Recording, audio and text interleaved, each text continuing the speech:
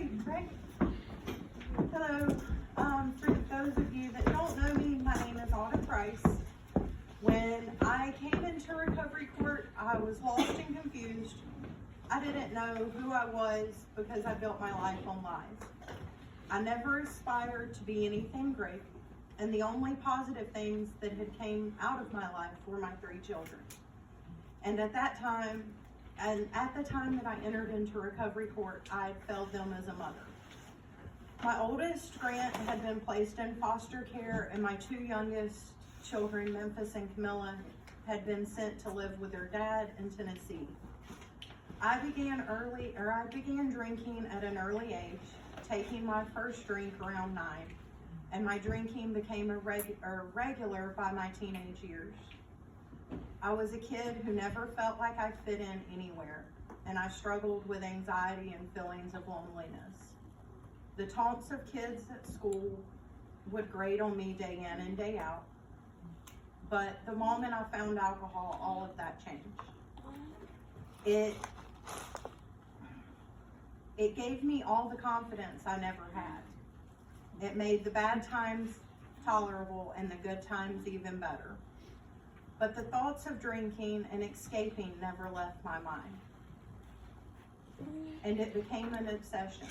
I'd shop with booze from a local convenience store, hide it from my family, and drink alone became a regular getaway. By 15, I had discovered harder drugs. My addiction rapidly progressed. I would have spells of what some would consider being a functional addict, but there was always a substance present. I used drugs and alcohol for over 15 years in order to not feel uncomfortable feelings. What originally started to help me feel like I fit in and could be social with my peers had progressed to something dark that controlled every aspect of my life. I stole, I cheated, lied, manipulated, and sold myself to feed my addiction. I lost jobs, housing, vehicles, family, and friends. I sent my kids away to avoid dealing with CPS. It wasn't an ideal situation, but I didn't care if it allowed me to get high just a little longer. In November 2019, I reached a new bottom. I entered my first detox and then treatment center. January 2020, I moved to the Outer Banks. I lived in an Oxford house.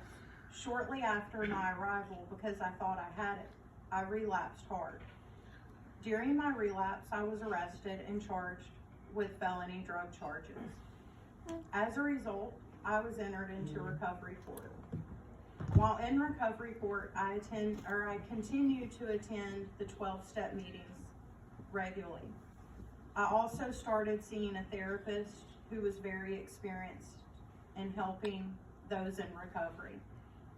I've had so many friends that have died because of drug overdoses. I've overdosed and was brought back with Narcan. I remember the first time I went to rehab and all the people would say this is life or death. And I would think these people were so dramatic. Realizing finally what they meant was a hard reality. My children needed their mother. I needed to change my life drastically. I no longer wanted to be everyone's burden and my family's disappointment. Me wanting to change is why I changed. And I changed everything.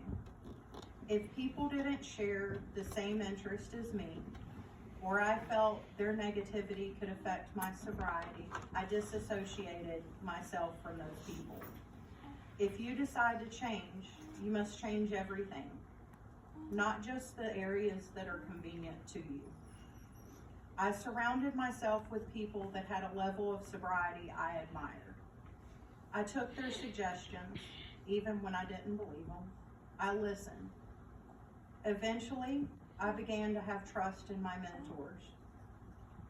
No one can force you to change, and some do it because they are told to.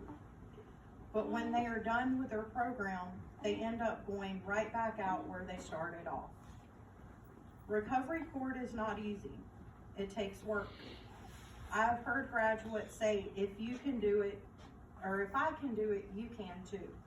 I'm sorry, but that isn't true. Otherwise, everyone would graduate. I have seen a lot of participants get sent to prison, go back to drugs, or even die. I will not tell you guys you will make it because I did. I will simply tell you you will make it if you want to.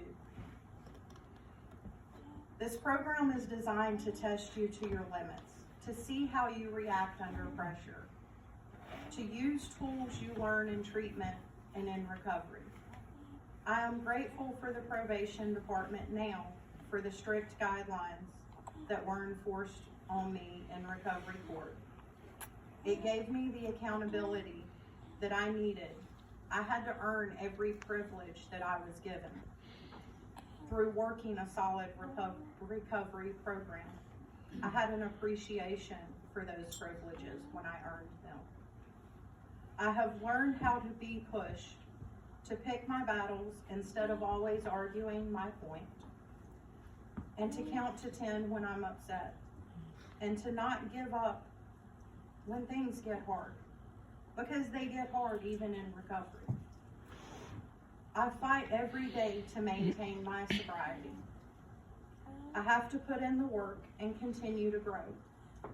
Recovery Court helped me to not only overcome my drug addiction, it helped me to be a mother again. While in Recovery Court, I was awarded full custody back of all 3 of my children. Recovery Court was a huge help with the resources I needed to make this a possibility. When I was having a bad day, there was always someone there to help lend encouragement and give advice. I believe strongly that the network that I built in Recovery Court is a large part of why my children are back at my home today. Having them return to me was a gift of my sobriety. The best advice I can give to my fellow peers in Recovery Court is don't ever let anyone label you. When you are a recovering addict, your sons, daughters, fathers, mothers, brothers, sisters, husbands, wives, and friends. Be more than a recovering addict. Figure out who you want to be and define yourself. You don't have to live under a negative label for the rest of your life. And only you can change what you are viewed as. I used to be ashamed of my life and who I was. Don't be ashamed of your past. Use it. Remember where you came from and use it to help others, to inspire yourself and to inspire the people around you. If you are here, it's for a reason. Don't ever think it's by accident. Everyone has potential, and anyone can change if they will it. Graduates, your real journey starts now.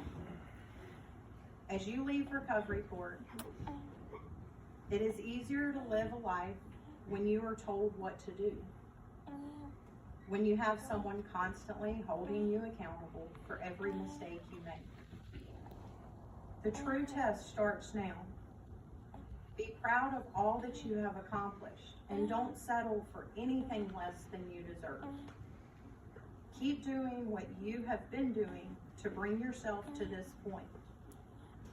You are to this point that you are at now, and continue to set goals and to reach them. Don't let Recovery Court graduation be your last accomplishment. Push yourself to achieve more. It doesn't matter where we have been or where we are now, but where we are going.